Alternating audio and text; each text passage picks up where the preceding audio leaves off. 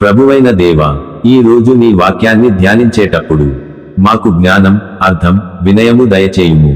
నీ వాక్యం ద్వారా మా హృదయాలతో మాట్లాడుము. యేసు నామములో ప్రార్థిస్తున్నాము తండ్రి, ఆమేన్.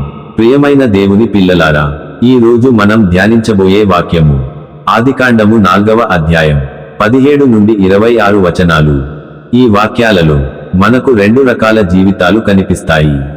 ఒకటి, దేవుడు లేకుండా సాగిన జీవితం. మరొకటి, దేవుని నామాన్ని పిలిచే జీవితం. ముందుగా కయీను జీవితాన్ని చూద్దాం. కయీను దేవుని శిక్ష పొందిన తరువాత కూడా తన జీవితాన్ని కొనసాగించాడు. అతడు పెండ్లి చేసుకున్నాడు. వారికి ఒక కుమారుడు పుట్టాడు. అతని పేరు హనోకు. కయీను ఒక ఊరు కట్టించాడు. దేవునిపై ఆధారపడకుండా తన బలంతోనే సురక్షితంగా ఉండాలని అనుకున్నాడు. ఆ ఊరికి తన కుమారుని పేరు పెట్టాడు. ఇది ఒక విషయానికి స్పష్టంగా చూపిస్తుంది. దేవుడిని నమ్మడం కన్నా మనిషి తన శక్తిని, తన పేరును ముందుకు పెట్టే స్వభావం. బైబిల్ కయీను వంశావళిని వివరంగా చెబుతుంది. కానీ గమనించండి, ఈ వంశంలో దేవుని నామము లేదు, ప్రార్థన లేదు, ఆరాధన లేదు. జీవితం ఉంది, అభివృద్ధి ఉంది, కానీ దేవునితో సంబంధం లేదు. కాలం గడిచే కొద్దీ పాపం మరింత పెరిగింది. లెమెకు అనే మనిషి 2 స్త్రీలను పెండ్లి చేసుకున్నాడు. ఇది దేవుడు ఏర్పాటు చేసిన వివాహ విధానానికి విరుద్ధం. లెమెకు తన భార్యలతో గర్వంగా ఇలా అన్నాడు, నన్ను గాయపరచిన ఒక మనిషిని నేను చంపాను. నన్ను దెబ్బకొట్టిన ఒక యువకుడిని చంపాను. కయీను పాపం చేసి భయపడ్డాడు. లెమెకు పాపం చేసి గర్వపడ్డాడు. ఇది పాపం మనిషి హృదయాన్ని ఎంత కఠినం చేస్తుందో చూపిస్తుంది. ఈ వంశంలో పశుపోషణ అభివృద్ధి చెందింది. సంగీతం వచ్చింది. ఇనుప, రాగి పనిముట్లు తయారయ్యాయి. అభివృద్ధి ఉంది, శాస్త్రం ఉంది, సాంకేతికత ఉంది. కానీ దేవుడు లేడు. ఇంత జరుగుతున్నా దేవుడు మానవజాతిని వదిలిపెట్టలేదు. ఆదాము మరల తన భార్య హవ్వతో కలిసి జీవించాడు. వారికి మరో కుమారుడు పుట్టాడు. అతని పేరు షేతు. హవ్వ ఇలా చెప్పింది, కయీను చంపిన హేబెలుకు బదులుగా దేవుడు నాకు మరో సంతానాన్ని ఇచ్చాడు. ఇది దేవుడు ఎప్పుడూ ఆశను ఇస్తాడని చూపిస్తుంది. షేతుకు ఎనోషు పుట్టాడు. ఎనోషు కాలంలో ఒక గొప్ప మార్పు జరిగింది. అప్పుడే యెహోవా నామమున ప్రార్థన చేయుట ఆరంభమైంది.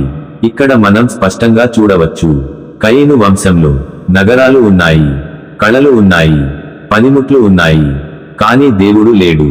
షేతు వంశంలో దేవుని నామము ఉంది, ప్రార్థన ఉంది, ఆరాధన ఉంది. ప్రియమైన సోదరి సోదరులారా, ఈ రోజు మనం మనల్ని మనమే అడుగుకుందాం, నా జీవితం కేవలం భౌతిక అభివృద్ధితోనే సాగుతోందా, లేదా యెహోవా నామాన్ని పిలిచే జీవితమా? ప్రభువా, కయీను వంశంలా దేవుడు లేకుండా జీవించే జీవితం కాక షేతు వంశంలా నీ నామాన్ని పిలిచే జీవితం మాకు దయచేయుము. నీతో నడిచే హృదయాన్ని మాకు ఇవ్వుము తండ్రి. యేసు నామములో ప్రార్థిస్తున్నాము, ఆమేన్. ప్రియమైన దేవుని పిల్లలారా, ఈ రోజు మనం ఆదికాండము 4వ అధ్యాయము ఇంతటితో పూర్తిగా ముగించాము. ఈ వాక్యాల ద్వారా దేవుడు మనతో ఎంతో స్పష్టంగా మాట్లాడాడు. భౌతిక అభివృద్ధి ఉన్నా దేవుడు లేకపోతే జీవితం ఖాళీగా ఉంటుందని మనం చూశాము. ఇప్పటి వరకు ఆదికాండము 4వ అధ్యాయము చూడని వారు ఎవరైనా ఉంటే మన ఛానల్లో అన్ని వీడియోలు అందుబాటులో ఉన్నాయి. దయచేసి తప్పక చూసి వాక్యాన్ని ధ్యానించండి. చాలా మంది జీసస్ ఇస్ కమింగ్ సూన్ అనే ఈ ఛానల్ను సబ్స్క్రైబ్ చేయకుండా వీడియోలు చూస్తున్నారు. ఇది వినోదం కోసం కాదు, ఇది దేవుని వాక్య సేవ. మీరు సబ్స్క్రైబ్ చేయడం ద్వారా ఈ సేవలో భాగస్వాములు అవుతారు. మీ ఒక్క సబ్స్క్రిప్షన్ ఇంకొకరి జీవితానికి ఆశగా మారవచ్చు. ప్రియమైన సోదరి సోదరులారా, ఈ అంత్య దినాలలో బైబిల్ను క్రమంగా అధ్యయనం చేయడం అంత సులభమైన విషయానికి కాదు. కానీ దేవుని సహాయంతో మనము ఈ ప్రయాణాన్ని కొనసాగిస్తున్నాము. కాబట్టి ఈ వీడియో మీకు ఆశీర్వాదమైతే దయచేసి లైక్ చేయండి, ఇతరులకు చేరేలా షేర్ చేయండి. మీ ఆలోచనలు, ఆశీర్వాద మాటలు కామెంట్ ద్వారా తెలియజేయండి. మీ ప్రతి లైక్, మీ ప్రతి షేర్, మీ ప్రతి ప్రార్థన ఈ సేవకు ఎంతో బలంగా ఉంటుంది. దేవుడు అనుమతిస్తే మన తదుపరి వీడియోలో ఆదికాండము 5వ అధ్యాయము మొదలు పెడదాం. అప్పటి వరకు దేవుని వాక్యంలో నిలిచిపోదాం, ప్రార్థనలో కొనసాగుదాం.